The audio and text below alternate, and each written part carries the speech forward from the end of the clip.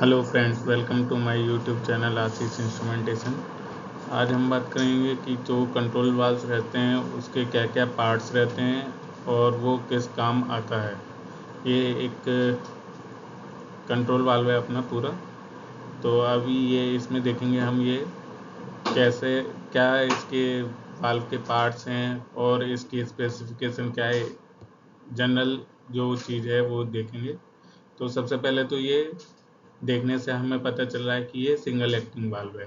Single acting valve कौन सा होता है? जिसमें डायफ्राम रहता है। ये डायफ्राम है यहाँ पे, मतलब एक तरफ सिंगल एक्टिंग में क्या रहेगा, एक तरफ स्प्रिंग रहेगी और एक तरफ हम डायफ्राम पर एयर प्रेशर देते हैं। तो ये सबसे फर्स्ट हो गया सिंगल एक्टिंग वाल्व है, ठीक है ना। उसके बाद ये हमारा ग्लोव वाल्व है। ये हमें ग्लोव वाल्व दिख रहा है कि ये ग्लोव वाल्व है। अब इसमें में एक ये देख रहे होंगे, ये डायरेक्शन है।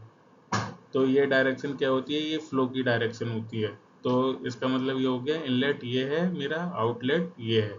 तो ये मेरी डायरेक्शन हो गई। इसमें यहाँ पे ये प्लग रहता है। तो यहाँ ये प्लग है और प्लग के साथ ये स्टेम कनेक्ट रहती है। तो ये मेरी स्टेम है। तो ये प्लग विद स्टेम ये हो गई। इसको बोलते हैं अपने बॉडी। जिसमें प्लग रहता है उसको बोलते हैं हम बॉडी। तो ये बॉडी है, इसको हम बोलते हैं बॉडी। ये जो पार्ट है, इस पार्ट को क्या बोलते हैं हम? बोनट।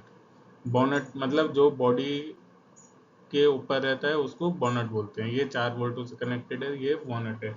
ये साइज के हिसाब से अलग अलग, मतलब जैसे जैसे रेटिंग बढ़ती जाती है वैसे वैसे बोल्ट साइज बढ़ते जाते हैं, बोल्ट नंबर ऑफ बोल्ट भी बढ़ जाते हैं। तो ये हो गया मेरा बोनट, ये होगी मेरी बॉडी। उसके बाद नेक्स्ट पार्ट क्या रहता है? ये आप देखेंगे, ये इसमें स्लॉट बना हुआ रहता है। इसको बोलते हैं हम योक नट। इसको बोलते हैं योक नट।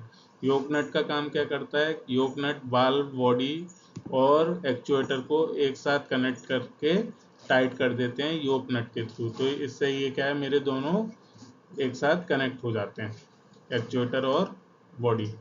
तो ये हो गया योक नट। नेक्स्ट पार्ट क्या है? ये आप देखेंगे, ये है मेरा ग्लैंड फॉलोअर। तो ये क्या करता है? जो ग्लैंड रहती है यहाँ पे, हम क्या है, ये स्टेम जो आई, प्लग की जो स्टेम आई, उसके बाद क्या होगा कि ये यहाँ पे हम ग्लैंड फिल करते हैं। ग्लैंड फिल इसलिए करते हैं कि जो हमारा प्रोसेस फ्लूइड है वो हमारा बाहर ना आए। तो उसके लिए हम यहाँ पे ग्लैंड यूज करते हैं। ग्लैंड हमारी दो तरीके की होती हैं नॉर्मली, जनरली, टेफ्लॉन की और ग्रेफाइट की। टेफ्लॉन की हम लो टेम्परेचर या नॉर्मल टेम्परेचर में यूज करते हैं, ग्रेफाइट की हाई टेम्परेचर में यूज करते हैं। और ये हमारे दो उसके नट रहते हैं जिससे कि हम इस ग्लैंड फॉलोअर को टाइट कर देते हैं। तो ये हो गया मेरा बाल्व के पार्ट्स। अब ये है मेरा एक्चुएटर। और इस चीज़ को क्या बोलते हैं? इसको बोलते हैं कपलिंग। कपलिंग क्या करती है? एक्चुएटर की जो स्टेम है और जो मेरी प्लग की जो स्टेम है, उन दोनों को आपस में कनेक्ट करने के लिए कपलिंग का काम है।